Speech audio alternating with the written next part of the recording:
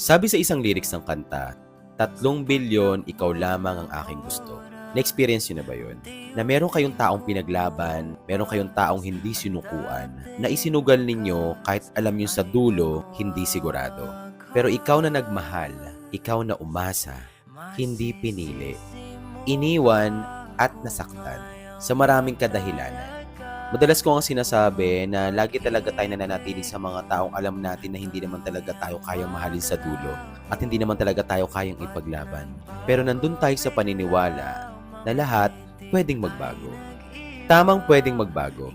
Pero kapag hindi sigurado, hindi ikaw ang pipiliin niyang pagbabago na gusto niyang makasama sa dulo.